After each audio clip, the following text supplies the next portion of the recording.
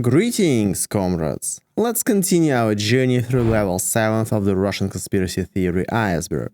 I should warn you that some of the stories at this level contain rather graphic descriptions, so if you are easily disturbed, I advise you to skip some of them. But which ones should you definitely not skip? The story about the complicated relationship between Nadezhda Krupskaya and Joseph Stalin, about how the British poisoned Ivan the Terrible himself, and about how Siberia was almost washed away by a great flood. Let's go. The Multan Case. On May 5, 1892, 12-year-old Marfa Goloviznina left her native village of Chulya and headed to the village of Anyk, located 3 kilometers away, where her grandmother lived. Along the way, she found a lifeless body in the forest with its head severed. It turned out to be Konon Matyunin, a local homeless man. The doctor determined that the victim was missing not only his head but also his heart and lungs, which had been removed through a cut in the upper part of his body. Bailiff Timofeyev arrived at the scene and overheard local Russian peasants discussing the crime. They believed that residents of the Udmurt village of Stary Multan, located about 5 kilometers from Chulya, had been responsible. One of the Chulya residents hinted to the bailiff that the Udmurts practiced human sacrifices for their pagan gods. You see, the country had just suffered a terrible famine and epidemics were raging, so the mood was tense. Eager to do something, the police officer acted on this information and arrested 10 Udmurt peasants from Stary Multan the very next day. Over the next 2 years, the investigation blatantly fabricated the case. The protocol included rumors, testimonies from anonymous eyewitnesses who constantly contradicted themselves, and references to similar cases from other provinces. All of this was supposed to prove that the Udmurts got a beggar drunk, hung him upside down, and extracted his entrails and blood for a communal sacrifice. Some witnesses claimed that once every 40 years, especially during times of hardship, special shamans performed a great sacrifice. In between, the Udmurt gods were satisfied with small livestock and poultry. Ethnographer Nikolai Blinov suggested that the murder was committed as a ritual to purify the water and rid the region of the raging cholera epidemic. According to Blinov, the Udmurts believed that placing a head in a spring would purify the water. Konon Matyunin became a sacrificial victim. In 1894, a trial was held. Most of the jury were Russian peasants who readily accepted the wild rituals and found the 7 Udmurts guilty. They were sentenced to 8 to 10 years of hard labor and exile to Siberia. However, news of the high-profile case reached Moscow, catching the attention of the famous writer and human rights activist Vladimir Korolenko. Determined to restore justice, he personally visited the scene of the crime and drew public attention with his newspaper articles. Finally, during the 3rd trial, he proved that the accusations of ritual murder were based on completely fabricated information and falsified evidence. As you may have noticed, this case is very similar to the Bailey's case of 1913, only this time the victim was not a schoolboy and the defendants were not Jews but Udmurts. The names of the real killers were announced in 1932 by Mikhail Khudikov, a famous historian of the Volga region. In 1927, Khudikov traveled to Stary Multan and discovered that 2 peasants from Anyk were behind the murder. They wanted to take revenge on the people of Multan and, more importantly, evict them from the fertile land so they could divide them among themselves. Slivko Films. For more than 20 years, Anatoly Slivko, a deputy, honored teacher of the RSFSR and head of the Chergit tourist club, enjoyed the love and respect of parents and school children in the city of Nevinnamysk. In 1963, he became a pioneer leader at school number 15. 3 years later, he founded his own tourist club. He had always wanted to work with children and knew how to communicate with them and understand their psychology. Slivko was passionate about his work. He taught school children about flowers and trees and how to treat nature with care. He also taught them how to set up tents and build fires. In short, everything pioneers going on a hike should know. The children simply adored him. He not only took them on trips to the countryside, but also came up with various interesting contests. For instance, he invited them to participate in press shoots and even act in adventure films. These homemade films usually had the same plot. The bad guys, fascists, capture the good guys, pioneers, and torture them. He called these films experiments. In reality, these experiments were just a cover for him to act out his darkest obsessions. He dressed the boys in pioneer uniforms, stretched them out on ropes, and hung them from trees. He observed them as they lost consciousness and then performed resuscitation measures. Eventually, one of these horrific experiments went too far, and 15-year-old Nikolai Dobryshev lost his life. Slivko cut him into pieces and drowned him in the river. Yet, he did not stop the experiments. The surviving victims either could not remember what had happened or were afraid to talk about it. As for those who did not survive, Slivko buried the next teenager in the forest. He then decided to act more boldly. If the experiment ended tragically, Slivko would cut up the body, severing the limbs and collecting the blood for future use. Sometimes he arranged the body parts into grotesque figures and placed them near a pair of shiny, polished shoes, which he particularly liked. Slivko also tried to preserve parts of his victims' bodies by salting them in regular canning jars as trophies. The experiments continued for more than 20 years, and the maniac could not be identified, even though he killed 7 people in the process. As Slivko later admitted, one day in 1961, he witnessed a terrible road accident in which a young boy was killed. At the sight of the bloodied boy dressed in black trousers, a white shirt with red tie and shiny new shoes, Slivko experienced something inside him for the first time. Then, for many years, Slivko sought a way to recreate that sensation, and he found it. But what about Slivko's films? Where are they? I wish I could tell you they don't exist, but they do. Slivko meticulously documented his horrific acts on film and in photographs. He kept these documents right in the Chergit Club, in an electrical panel, and reviewed them constantly before classes. During the search, investigators found not only the films and photographs, but also Slivko's notebooks and diaries, which he had kept for many years. In them, he described the murders and his experience related to them in details. According to investigators, some judges fainted during the trial because the footage was so graphic. Oh, yes, but what is so mysterious about this story? The most disturbing mystery of this case is that these horrific recordings were not all destroyed. Somehow, this evidence from the trial leaked onto the internet, where it exists to this day. Obviously, do not recommend searching for it. Book of Deaths. The Book of Deaths is a Russian spiritual poem from the late 15th to the early 16th century.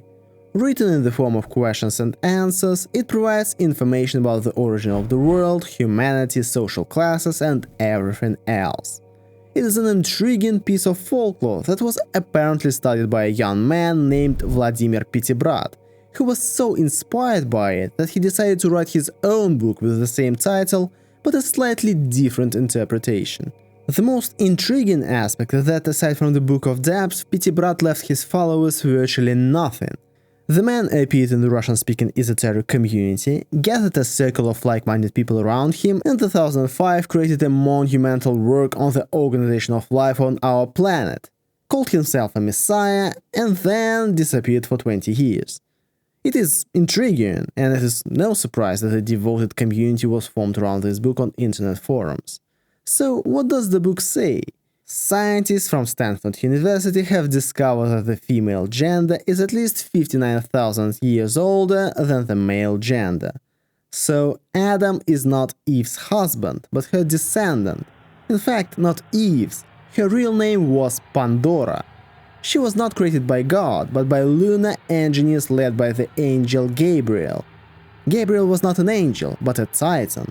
Actually, Pandora is a genetically modified alien hybrid, a succubus with the ability to reproduce. Her task was to exterminate the ancient inhabitants of Earth, the so-called men.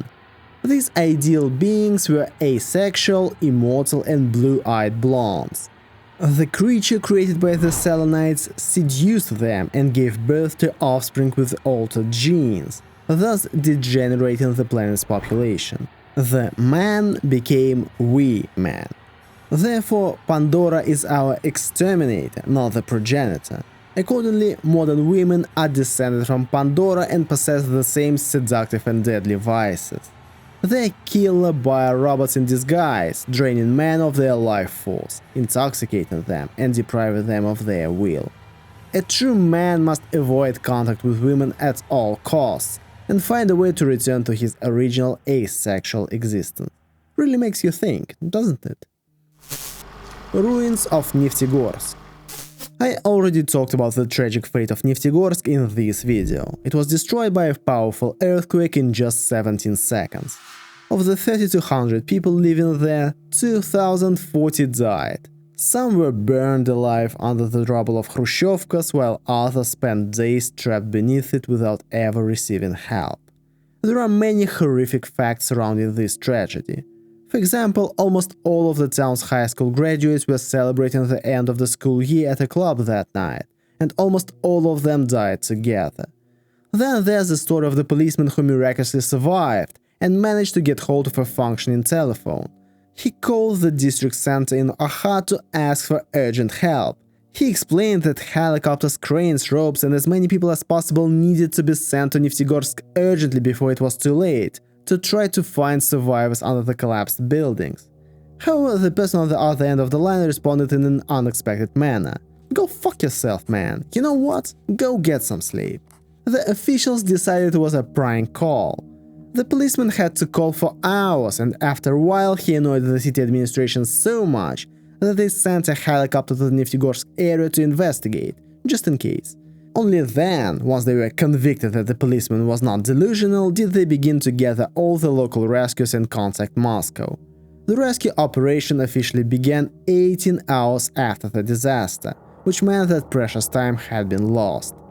But the most terrifying urban legend from that time is the story of several corpses that were allegedly found under a concrete wall by police officers. Apparently, severed human fingers with wedding rings were discovered in their pockets. So, someone decided to profit from the tragedy by cutting off fingers with gold rings from corpses that were sticking out of the rubble. In fact, it is quite possible that the fingers were not taken from corpses, but from people who were still alive, trapped under the ruins. It is unclear how these scavengers ended up under the concrete wall, but it is likely that the locals caught them in the act and decided to take matters into their own hands. On October 6, 1995, 4 months after the tragedy, Neftegorsk was officially removed from the map of Russia. The remains of the buildings were covered with earth, and now only slabs bearing numbers remain on the site of the town. Angels singing on Mount Athos. This story will take us beyond Russia to the holy Mount Athos in Greece. It is one of the holiest places for Orthodox Christians. According to legend, the Blessed Virgin Mary herself preached the Christian faith here and was given this land by God as her inheritance. There are 20 monasteries on Mount Athos, and for many centuries monks, people who have left worldly vanity behind in order to communicate with God, have been praying here incessantly. Furthermore, women have been forbidden from entering Mount Athos for over 1,000 years, making it a truly unique place. Some believe that the apocalyptic prophecies of the end times will begin to come true on Athos. There is an online legend about this island. Allegedly, a young pilgrim stayed at a hotel in one of the Athos monasteries. In the middle of the night, he woke up to the sound of extraordinary beautiful church singing. Thinking he had missed the start of the service, the young man hurried to the temple. To his surprise, however, the temple door was locked. Looking through the window, he saw light inside, although the source was unclear, not a single candle was burning. He recorded the singing and posted it on YouTube. You can find it by searching the Singing of Angels on Mount Athos.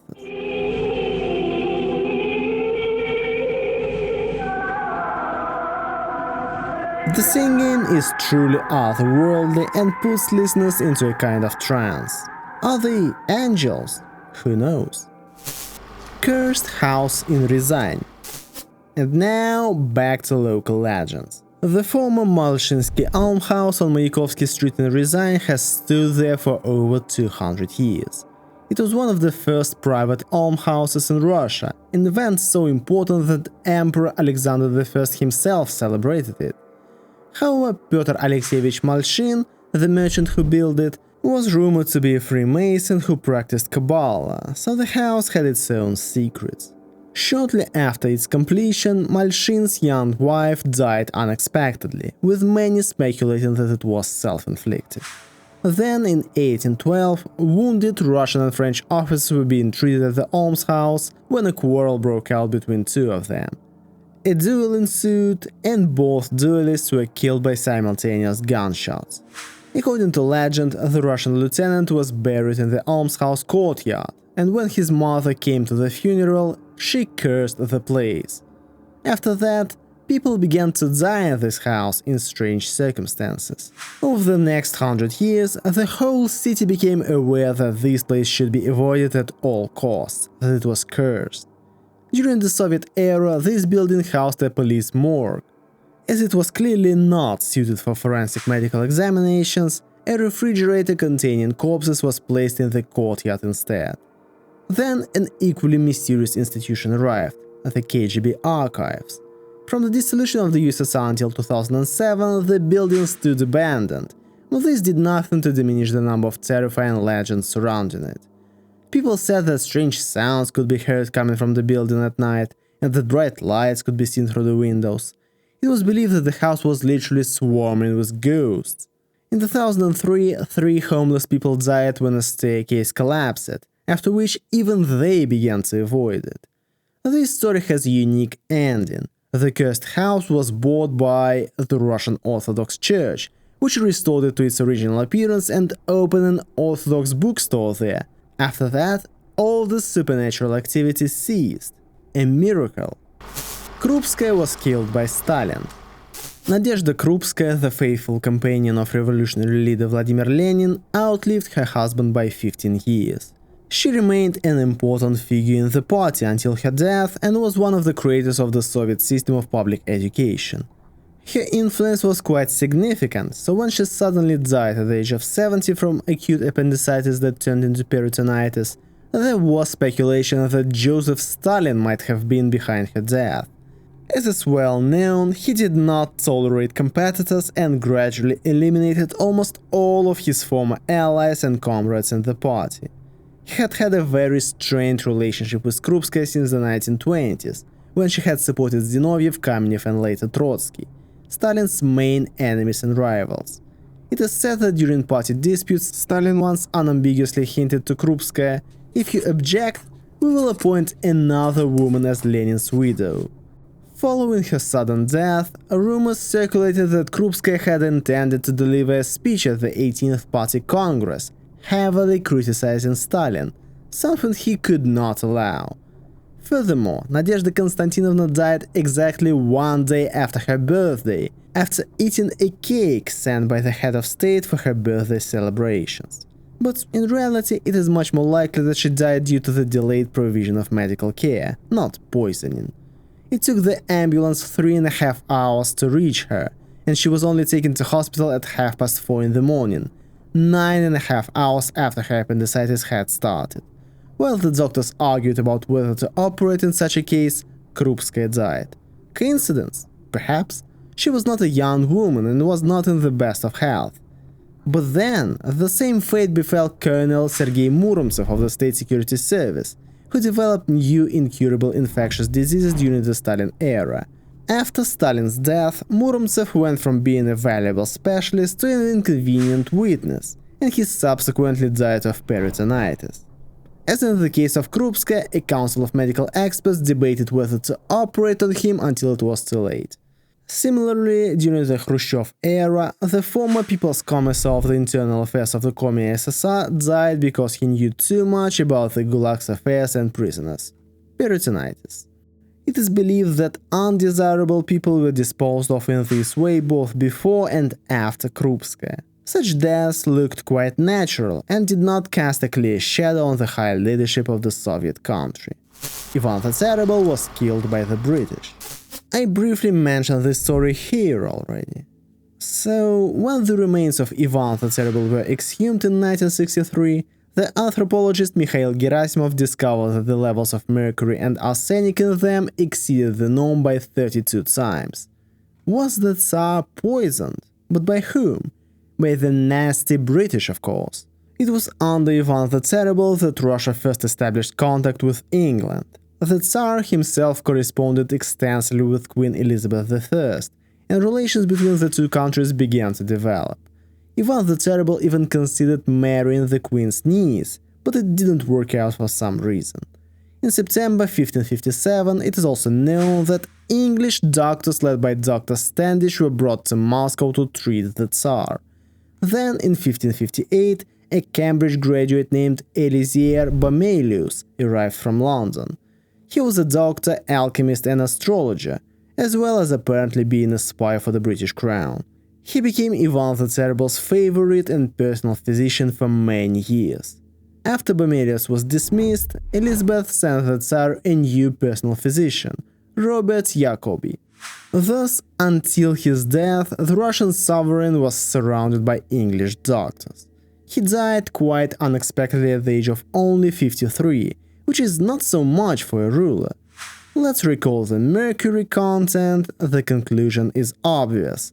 English doctors' spies had been poisoning the Russian Tsar on Elizabeth's orders for a long time. Along with him, they destroyed the entire Rurik dynasty, which led to the brutal and bloody time of troubles in Russia. There were, of course, other suspects. Boya Boris Godunov, for example, who stood to gain a great deal from the Tsar's death. However, there is another theory, that the English doctors tried to cure Ivan the Terrible of syphilis. In the 16th century, the go-to treatment for this devastating disease was, you guessed it, mercury. Suddenly, other pieces of the puzzle click into place. The Tsar's infamous uncontrollable fits of rage, a known neurological symptom of late-stage syphilis. The bone growths or osteophytes found on his skeleton, another classic sign. The fact that he struggled to produce healthy heirs despite having 4 or even 8 wives, entirely consistent with the disease being passed from parent to child. So it's possible the English really did poison Ivan the Terrible, just not on purpose. Deadly yeast. The theory of deadly yeast is interesting for me as a biologist. It suggests that someone is trying to kill us all through the bread sold in stores.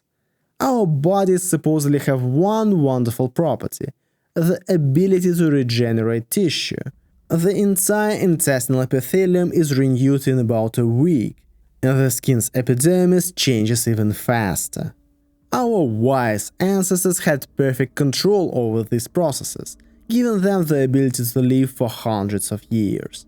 However, everything has changed today because the main condition for successful tissue regeneration is an absence of fermentation processes in the body. The yeast we consume with food causes active fermentation process in our intestines, literally poisoning us from within. Proponents of this theory contrast the live natural leaven used by our ancestors with modern industrial yeast. This yeast is not just yeast, they are special genetically modified heat-resistant fungi. Why was all this done? To destroy the Russian people, of course. It was invented in Nazi Germany, where this yeast was grown on the remains of dead soldiers. Yes, I'm absolutely serious. There are a huge number of arguments about yeast on the internet. There's even an anti-yeast movement, similar to the anti-vaxxers, but against bread and beer. Great Flood in Siberia. It's easy to understand why conspiracy theorists love Siberia. Its vast, unexplored spaces provide the perfect breeding ground for all kinds of wild theories. According to one, when Yermak arrived in 1581, his army encountered huge hairy elephants in the dense taiga forest. The locals told them that these creatures could provide an excellent source of food when other game animals were scarce. And here's what Peter the Great's envoy to China, Evert Isbrand-Eitz, who was sent to Beijing in 1692, wrote. So, not only some hairy elephants, obviously mammoths, lived in Siberia 400 years ago, but in the 17th century people also survived a giant flood. Maybe it wasn't the biblical flood, but it still affected huge areas. But why is official history silent about this? This catastrophe occurred somewhere between 1581 and 1692. This huge tsunami swept from the Arctic Ocean to the Caspian Sea and could have washed away the great cities of Siberia that can be seen on old maps. Whose cities? Tartaria's, of course. Perhaps it was part of a global mud flood that covered the ground floors of cities across the planet. Need more proof? Here's the largest lake in western Siberia, Chany Lake. Do you know what makes it unique? It's salty. Could this be because salty ocean water swept across Siberia and remains in the lowlands to this day? The absence of all trees in Siberia, which I mentioned in one of the first levels of the iceberg, also fits perfectly into this theory. They were simply washed away. Jewish snipers of 1993. The power struggle between Yeltsin and the Supreme Soviet in 1993 also spawned many conspiracy theories. The most prominent of these concerns the intervention of the Third Force, a group of professional snipers who shot indiscriminately at people near the White House in an attempt to provoke a massacre. Let's examine this legend step by step. Firstly, according to all evidence, unknown snipers did indeed exist. On October 3rd at around 3 PM, an OMON officer was killed by a shot to the neck from a Dragunov sniper rifle, fired from a position no lower than the 15th floor. It was after this that the police opened fire on demonstrators defending the House of Soviets.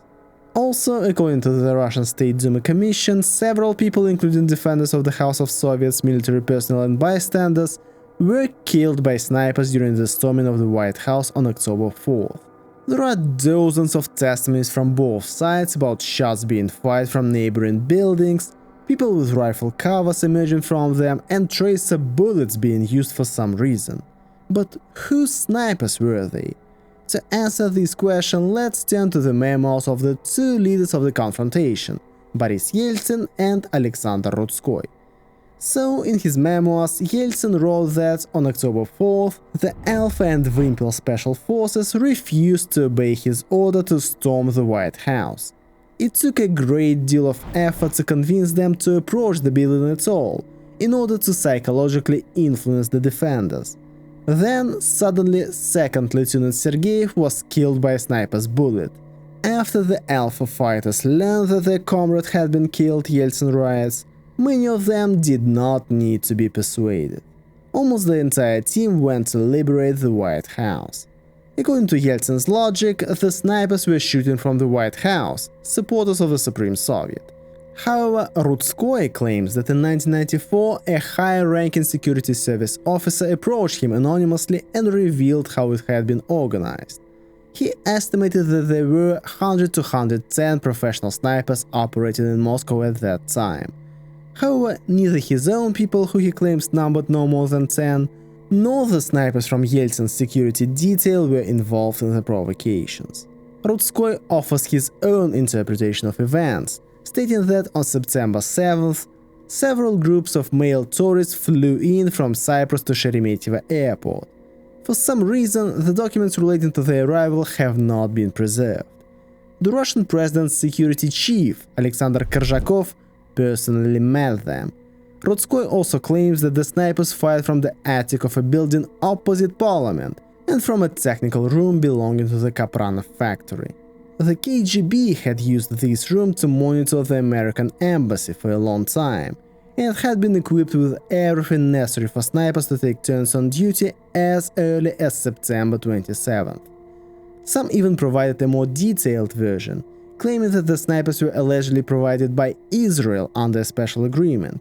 They were said to be snipers from the Israeli Special Forces Unit Jericho and fighters from Beitar, a Jewish youth sports and military organization, dressed in civilian clothes. Allegedly, these snipers specially targeted the backs of both OMON officers and White House defenders, in an attempt to prevent the parties from reaching an agreement, to incite hatred between the two groups and provoke further bloodshed. But officially, of course, the presence of any third party in the conflict, especially a foreign one, has never been confirmed.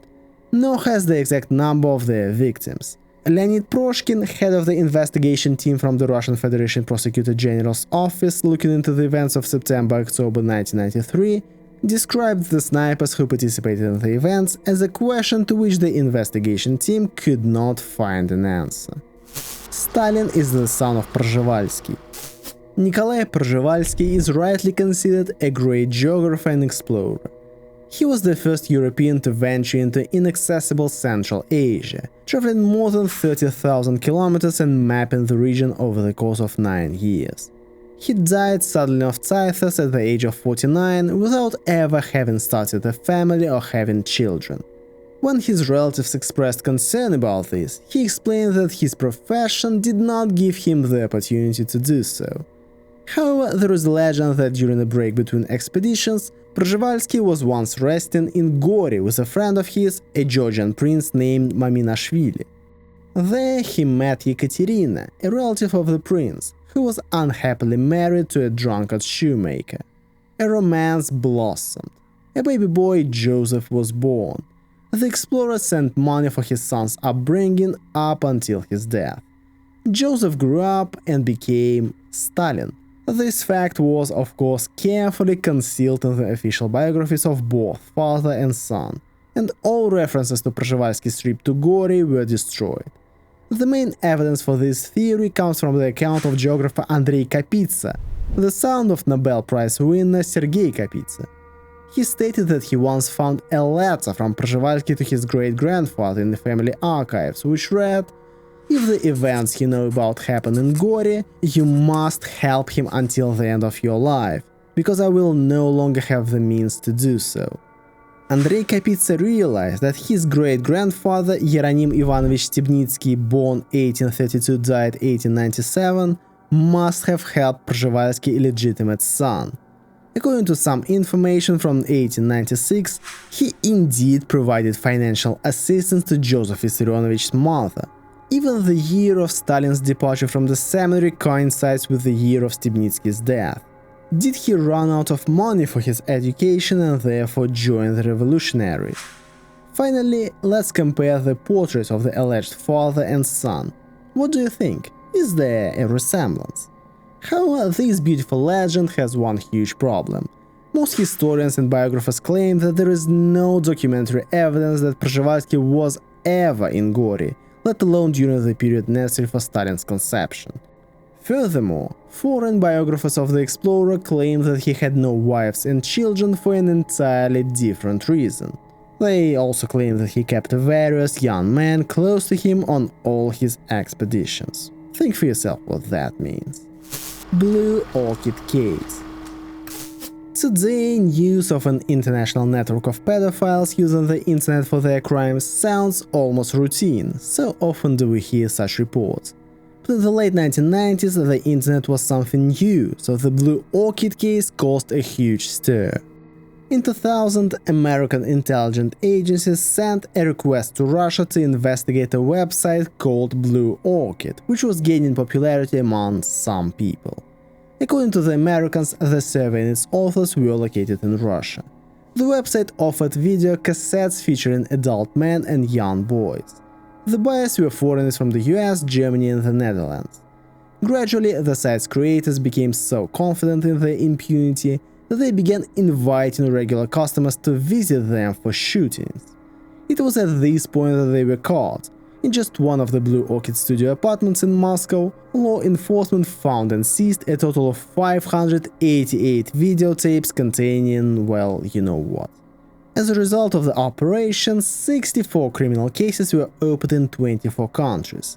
But would a routine law enforcement operation, even an international one, be considered a conspiracy theory? So what's the mystery? Meet Vladimir Timofeyev, also known as Timocha, a photographer from the city of Novokuybышevsk in the Samara region. His hobby was photography and his subjects were exclusively young boys. He was well known in Novokuybышevsk, appearing in newspapers and proudly calling himself an artist. His models were mainly street children or boys from dysfunctional families, of which were there many in the remote town. Some agreed to pose in exchange for a modest fee in the form of a meal, drinks or a pack of cigarettes, while others were forced. In 1998, a delegation arrived from the capital consisting of Sergei Gorshko, Всеволод Solntsev-Elbe, and Dmitry Kuznetsov, who were well known in pornographic business circles. They offered Timofeev a deal to sell his videos to a wide range of buyers. Soon afterwards, Timofeev's employer, Dmitry Kuznetsov, admitted on camera, "Timocha is a man who has subjugated an entire city. He provided access to local boys to such important people." It seems that Vladimir Timofeev really did have serious patrons, not just in Novokuybышevsk or Samara, but much higher up. After all, the owner of the porn studio was only arrested when Interpol and the FBI began investigating the Blue Orchid case. According to the most conservative estimates, at least 500 boys passed through Timocha's studio to be exploited. In total, his colleagues at Blue Orchid attracted several thousand children to the business through persuasion, gifts, or force. The consumers of Timofeev's content, again, I'm not accusing anyone, but according to rumors, included well-known people from all over Russia. For example, one world-famous conductor who would be caught in Thailand on similar charges 10 years later. However, watching such content was not a criminal offense in Russia at the time, and most of those involved were not convicted. Most surprising and disgusting of all, however, is that some deputies, human rights activists, and well-known public figures immediately rushed to defend child abusers from legal lawlessness and signed petitions in their defense. Or perhaps it was not surprising. One of the website owners, Всеволод Solntsev-Elbe, was a very respectable man, an assistant to State Duma deputy Darya Mitina. He even used her ID for his courier activities between Moscow and Novokuybышevsk. Well, the end of the story was prison sentences for everyone involved in this terrible affair. For abusing hundreds of children, the website's authors and photographer received sentences ranging from 2 to 4 years. The Moscow organizers did not even serve their sentences. In the same year that they were charged, they were released immediately in connection with an amnesty timed to coincide with the 55th anniversary of the Great Victory. You see, at that time, the Criminal Code of the Russian Federation did not yet have separate articles providing for severe punishment for the production of child exploitation materials. Only an article on adult materials that carried a punishment for up to 2 years. And that was it. Furthermore, following the amnesty, some of the defendants resumed their activities, creating a new project called Omega, which targeted users in the US, Canada, and Western Europe. Of course, law enforcement formally identified 2 more men who directly participated in the Blue Orchid videos, and they have been charged with multiple counts of violence against minors. However, one fell from a window of an infectious disease hospital, and the second from the 7th floor of his own house. Some people speculated that the lenient sentences in this horrific case and the mysterious deaths of the main suspects were not due to imperfections in Russian law, but rather because the defendants had powerful protection and an extensive circle of high-ranking individuals who could consume the content they created, or interact with them in some other way. Thanks for watching, and as always, a huge shout out to my biggest supporters: Елизавета Zakharova, Kirill Klimuk, Petr Ilich, Marina Holiday, Lyudmila Ilyanova, and one more member who wished to remain anonymous. See you guys next time.